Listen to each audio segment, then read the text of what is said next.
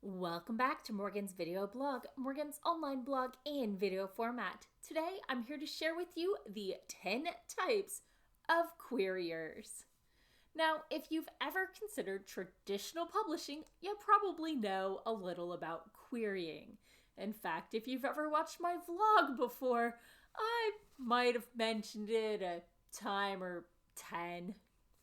Now, self-published authors get to skip the query trenches altogether, but know that theirs is a hard road. They've got marketing and advertising and building their brands while working on the next novel. Not that those who aren't self-publishing don't have to deal with those, because we do, but they're going it alone and it's a rough road. But for the rest of us who are trying to do traditional publishing, or at least some of our stuff traditionally published, we all take different approaches to querying agents. What type of querier are you? Are you the Goldilocks who follows all the rules? This querier follows all the query tips.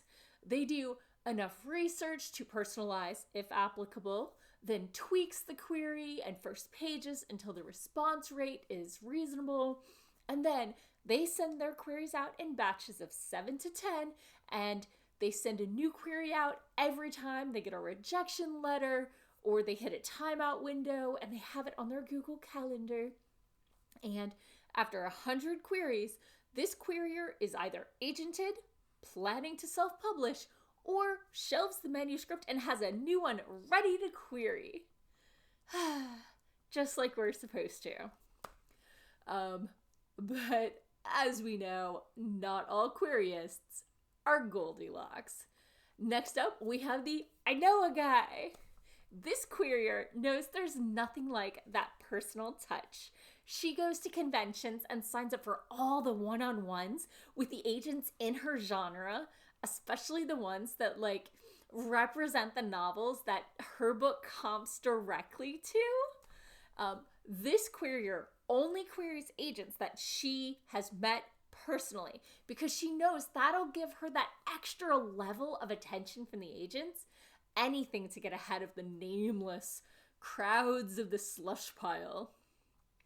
Next up, we have the Perfectionist. This wannabe querier is almost ready.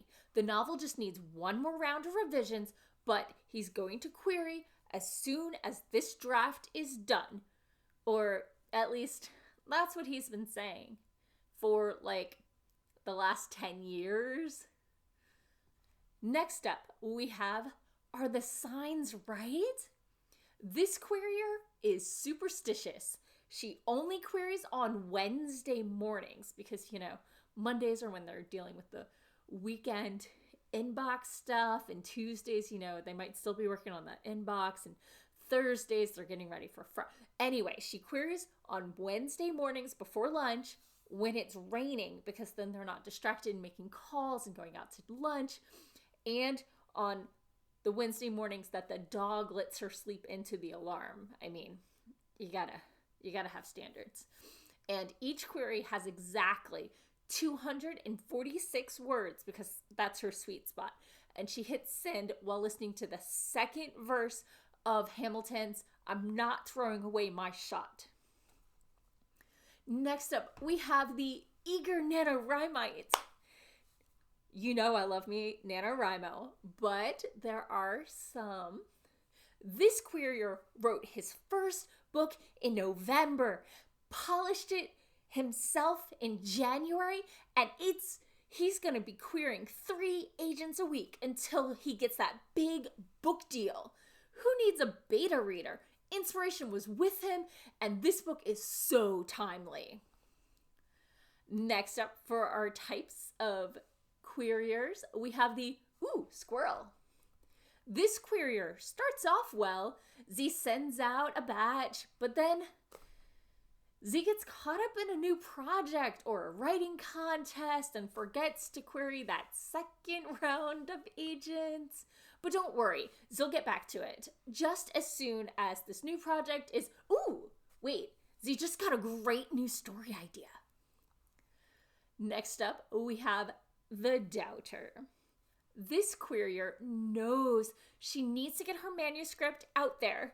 She agonizes over her query letter with about 4 bazillion rewrites, finally works up the nerve, hits send, and as soon as she rereads it, she sees like 12 typos and that really awkwardly phrased thing. How did that even get through the revisions? So she eats a box of cookies and agonizes for like 2 weeks and fixes the query letter and sends it out. And after that first rejection letter comes in, she stares at her story. Her manuscript is probably getting drowned in a pile of similar tropes by her mediocre writing. Maybe she should tweak those first pages again. The query obviously should be improved. And maybe the market is wrong right now and she should wait and query later. Maybe another look at the synopsis. Her stinks. The doubter. And next up we have, oh, sweet summer child.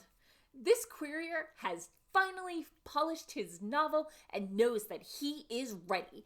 It's time to let the agents know.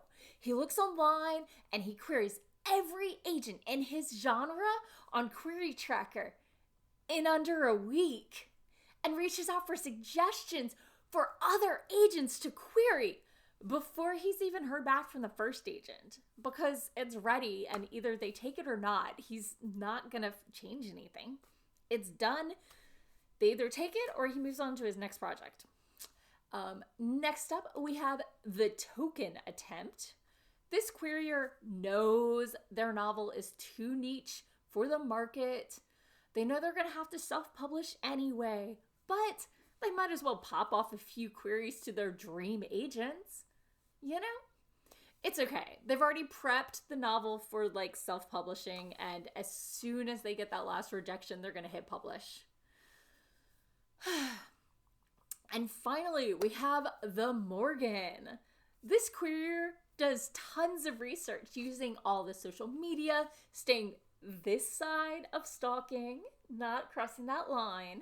She rearranges and tweaks her query. Do they like the stats first or launch with the query part, with the story? Just customizes it for that agent. And then every 10 rejections, she takes a good hard look at her manuscript and decides clearly there's something she should be fixing and revises it again for the 8th time. So, those are the 10 types of queriers. I think it's pretty clear we know which one I am. Which one are you? Or do you think you would be if you were querying a novel? Let me know if there are any types of queriers I've missed. As always, please subscribe, share this blog post with your friends if you enjoyed it. Click that little button if you want to be notified when my next post comes out. I share writing tips and writerly musings every Thursday, and I actually did a What Have I Been Reading roundup on Tuesday, so if you're interested, the link is going to be there. That's it. Thank you for watching, and I'll be back again next week with more writing tips and writerly musings. Bye-bye.